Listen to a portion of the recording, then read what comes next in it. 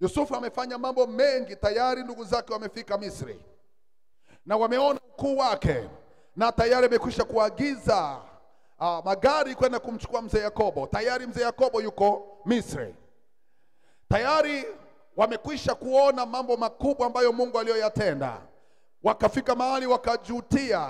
Lakini maneno ya Yusufu ni kwamba sio ninyi mlionileta hapa, ila ni Mungu aliruhusu nije hapa niwatangulie ili kuokoa maisha ya wengi. Wakati mwingine ndugu zako wanapokutendea mabaya, wakati wewe unawatendea mema, unawaombea baraka, lakini wao hawajui hayo. Na wanapokulipa mabaya kwa mema, ukajikuta moyo wako unaugua, usiseme neno lolote kwa namna ya mtu aliye na uchungu, bali jifunze kuwa na moyo wa kuwabariki pamoja na maumivu ulionayo. Sio kama ndugu na mtu hapa Ndugu zako wanapokutendea mabaya na wewe unawatakia mema, usiwe na moyo wa kutenda mabaya kwa sababu ya mabaya wanayokutendea. Jifunze kuwa na moyo wa kulipa mema kwa mabaya wanayotenda. Wanapokukataa na kukuchukia, wewe endelea kuwapenda. Wanapokusingizia na kukubebesha mizigo ambayo huijui, endelea kuwabariki. Kwa nini? Kwa sababu kwa mabaya wanaoyatenda ndivyo wanavyozidi kuzidisha kiti chako cha utukufu.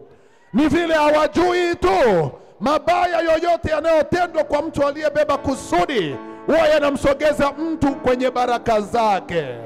Na kwa kawaida Mungu haruhusu mtu aliyebeba kusudi la kuinua maisha ya watu afe kabla wakati. Nataka nikuambie, hutakufa kabla ya kuona utukufu wako. I can tell you this. Wewe ni mwokozi wa watu. Ni vile tu hujajua. Unapitia mambo magumu kwa sababu ya maisha ya ndugu zako. Wakati mwingine maumivu ya ndugu zako Mungu huyaleta kwako ili moyo wako uwe na huruma ya kuwasaidia wakati wa kuinuliwa kwako. Sijui kama naongea na mtu anayeelewa hapa. Wewe umewekwa kwa ajili ya kuinua misingi iliyoharibika. Wewe umewekwa kwa ajili ya kuwafanya watu wengine wawe na sababu ya kumwambia Mungu, ninakushukuru kwa ajili ya maisha ya mtu huyo. Inawezekana leo unakosa pesa na ndugu zako wana pesa. Usifikiri kwamba wao ni wakuu kwa kuwa wana pesa. Kile kilichobebwa ndani ya moyo wako ndicho kitakachotambulisha siku moja kwamba wewe ni mtu wa tofauti na wao. Sijui kama naongea na mtu anayeelewa hapa. Wakati Yusufu alipouzwa, ndugu zake walikuwa na mali, walikuwa na mifugo, walikuwa na familia, walikuwa na kila kitu. Yusufu aliingia Misri akiwa mtoto mdogo, tena kama mtumwa akauzwa.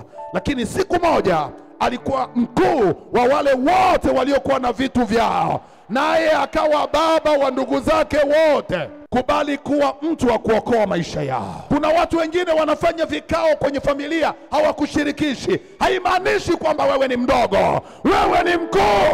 Wewe ni mkuu. Wakuu kupitia hayo ndio watu waliopewa jukumu la kuokoa watu. Uyapitia. Unapoyaona yametokea, mwambie Mungu, ninakushukuru kwa ajili ya haya, maana umenifanya kuwa mtu wa kuinua vizazi vya watu wengi.